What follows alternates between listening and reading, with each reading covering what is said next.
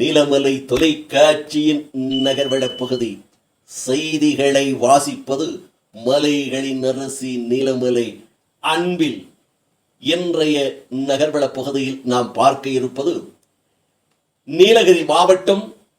வனங்களும் சோலைகளும் மலைகளும் இயற்கை எழில் கொண்ட காட்சிகளோடு தேயிலை தோட்டம், விவசாயம் என்று மக்கள் வாழுகின்ற ஒரு அருமையான மாவட்டம்.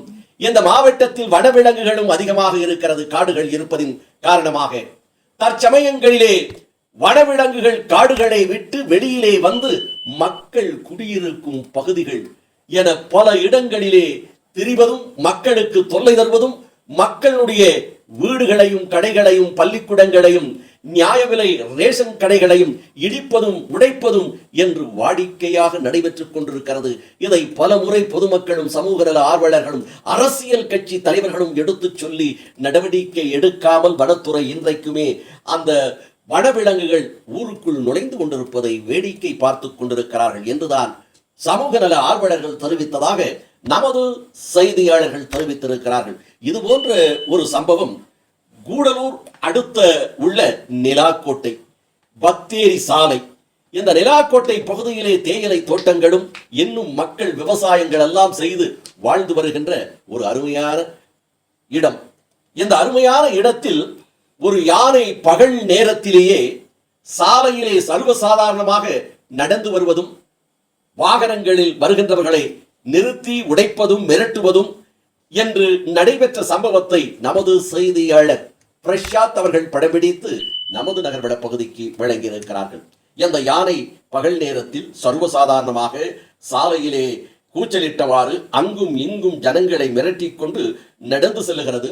இது காவல் நிலையம், நிலாக்கோட்டை காவல் நிலையம் அருகிலே நடந்ததன் காரணமாக அங்கே பணிபுரிகின்ற காவலர்களும் காவல்துறை அதிகாரிகளும் ஓடி வந்து பார்க்கிறார்கள். இந்த யானை சர்வசாதாரணமாக மக்களை மிரட்டிக் கொண்டு நடந்து செல்கிறது. அவர்களும் கூட சேர்ந்து இதை விரட்டுகின்ற முயற்சியில் ஈடுபட்டுக் கொண்டிருக்கிறார்கள். அந்த நேரத்தில் இருசக்கர வாகனத்திலே வந்த ஒருவர் யானை வருகிறது என்று அந்த இருசக்கரத்தை கீழே சாய்த்துவிட்டு தப்பி ஓடுகிறார். அதில் ஒரு சிறிய வாகனம் 407 என்கின்ற அந்த வாகனமும் பாரங்களை லோடுகளை ஏற்றி வருகிறது.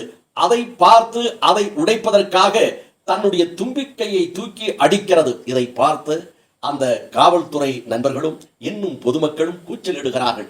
இந்த கூச்சல் சத்தத்தை கேட்டு நல்ல வேளையாக அந்த 407 ஒன்றும் செய்யாமல் விட்டுவிடுகிறது. இருசக்கர வாகனத்திலே வந்த நண்பரும் தப்பிவிடுகிறார். பிறகு மக்களுடைய கூச்சல் குழப்பங்களை கேட்டு அது காட்டு வழியிலே சாலையில் இறங்கி செல்வதையும் நமது ஒளிப்பதிவாளர் படம்பிடித்து வழங்கியிருக்கிறார். இதையெல்லாம் பார்க்கின்ற போது இந்த யானை கூட்டங்களை மக்கள் பார்த்து, வனத்துறையும் பார்த்து இதை வராமல், ஊருக்குள் வராமல் அகல குழிகளை வெட்டுவதோடு மட்டுமல்லாமல் இந்த காடுகளிலே இந்த யானைகளுக்கு தேவையான உணவுகளும் தண்ணீரையும் கிடைப்பதற்கான ஏற்பாடை செய்து மக்கள் தைரியமாக இரவு நேரமாகட்டும் பகல் நேரமாகட்டும் சாலைகளிலும் தங்களது வீடுகளுக்கு செல்லுகின்ற பாதைகளிலும் தைரியமாக நடந்து செல்லுகின்ற காலம் வருமா? வனத்துறை நடவடிக்கை எடுக்குமா?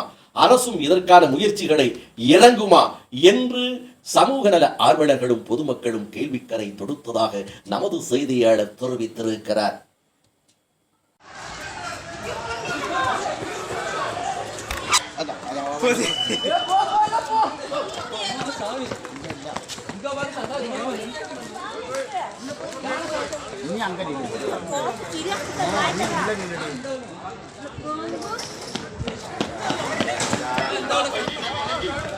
கொஞ்சம் நேரம் உள்ள வந்திருக்கும், கொஞ்சம் நேரம் உள்ள இருக்கும்.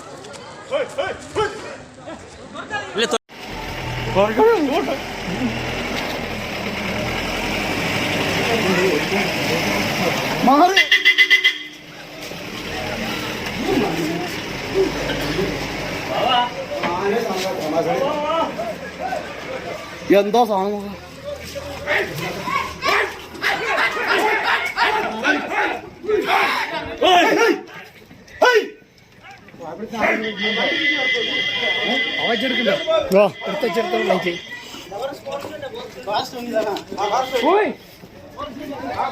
ഞാൻ വാതിലടച്ച്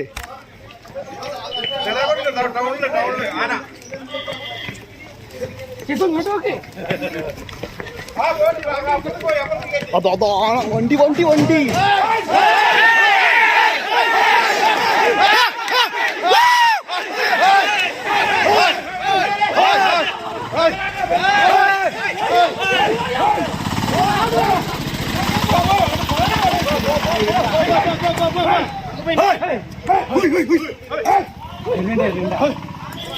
തീരിട്ടോ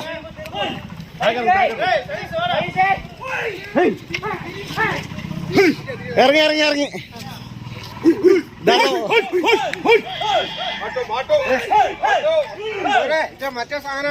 ആ ഒറ്റ ഒറ്റ എടാ അന്റോണിയോ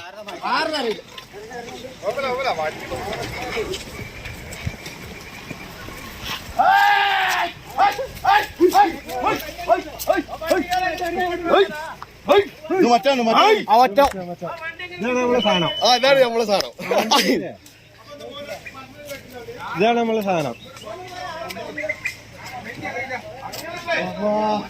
எத்தோடு நகர்வளம் நிறைவு பெறுகிறது வணக்கம்.